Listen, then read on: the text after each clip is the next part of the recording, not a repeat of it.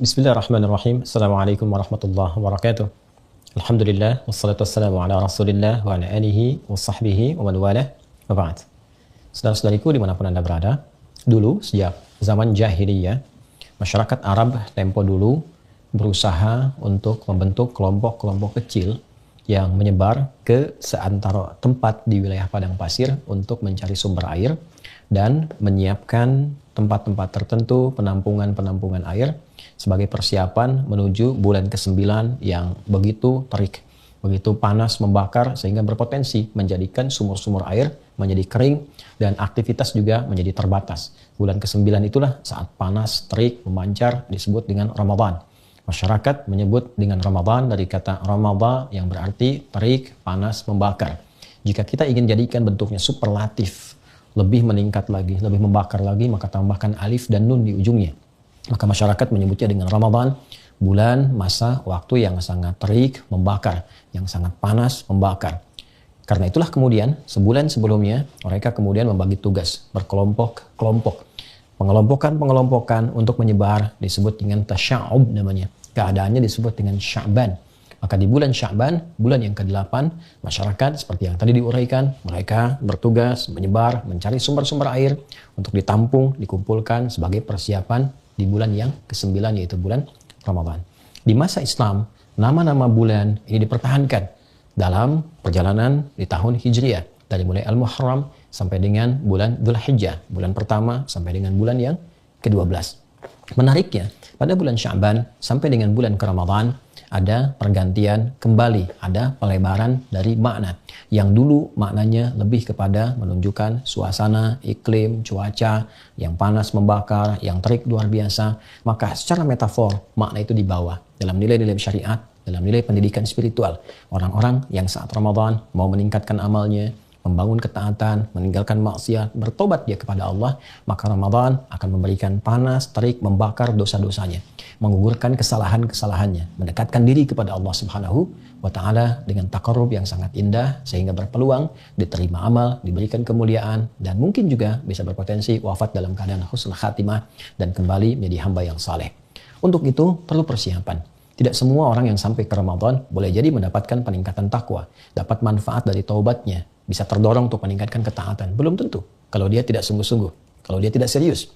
Karena itu ayat puasa ketika dihadirkan di ayat 183 di surah Al-Baqarah itu, penghujungnya Allah akhiri dengan kalimat la'allakum tattaqun, agar kalian mampu meningkatkan takwa. Tapi apakah semua yang puasa bisa meningkat takwa? Belum tentu. Karena la'allakum dikenal dengan harfut taranji, huruf yang menunjukkan terpenuhinya satu harapan dengan syarat kesungguhan, keseriusan untuk mewujudkannya.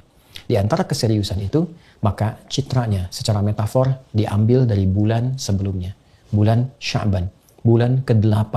Saat banyak orang di masa pra-Islam mengumpulkan air untuk persiapan bulan ke-9, maka air berikutnya yang kita siapkan menuju Ramadan adalah air-air spiritual.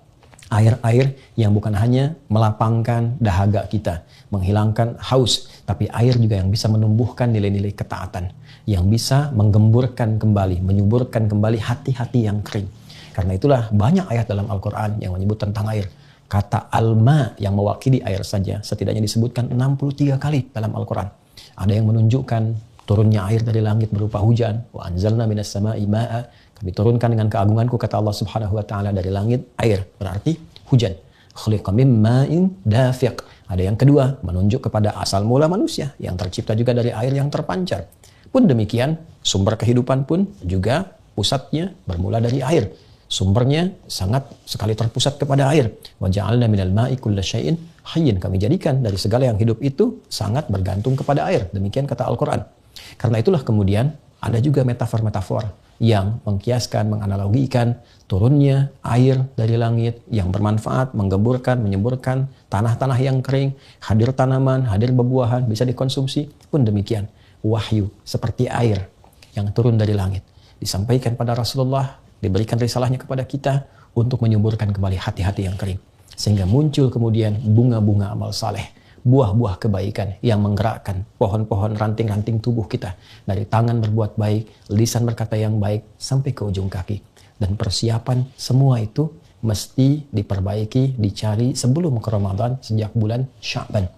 Seperti orang dulu banyak mencari air, maka seharusnya yang terjadi orang sekarang banyak mencari air-air spiritual supaya menjadi kebiasaan saat sampai di bulan Ramadan yang berpotensi menggugurkan dosa, membakar semua kesalahan-kesalahan. Kalau tidak dimulai dari Sya'ban, tidak mudah untuk menjalani Ramadan. Karena itu, mari manfaatkan bulan Sya'ban ini, dan telah masuk kita di awalnya, untuk mengumpulkan banyak air spiritual, berlatih ibadah, meningkatkan ketaatan, sehingga nanti mampu terbiasa saat masuk bulan Ramadan. Cara yang terbaik, seperti pernah diajarkan Nabi, tersambung riwayatnya kepada Sayyidah Aisyah radhiyallahu taala anha, kepada Ummu Salamah radhiyallahu taala anha, dan sahabat-sahabat Nabi yang lain. Mereka mengatakan seperti dikutip oleh Imam Ahmad, Imam Abu Daud, Imam An-Nasai dalam kitab-kitab mereka, bahwa sejak Sya'ban Nabi seringkali terlihat, disaksikan banyak menunaikan ibadah siam. Jadi Rasulullah pun mengajarkan kepada kita untuk beradaptasi puasa lebih dulu. Tingkatkan amal soleh, cari air spiritual sejak bulan Sya'ban. Sehingga ketika terkumpul semua bekal-bekal spiritual itu, siap kita manfaatkan di bulan Ramadan. Siap digunakan untuk bulan Ramadan. Nabi SAW bahkan pernah disebutkan menunaikan puasa di Sya'ban seutuhnya, sepenuhnya, full. Ada juga yang menafsirkan, kadang Nabi buka, kadang puasa. Ini menunjukkan kesan memperbanyak latihan, memperbanyak mendekat, dan semoga dengan itu mengantarkan kesiapan pada bulan Ramadan untuk membangun kenaatan, mendekat kepada Allah, dan membakar semua dosa-dosa dan kesalahan yang pernah diperbuat. Alhamdulillah, setelah sampai di bulan Sya'ban, semoga Allah berkahi, semoga Allah bimbing untuk meningkatkan ketaatan, dan semoga siap menghadapi Ramadan. Adi Hidayat, Assalamualaikum warahmatullahi wabarakatuh.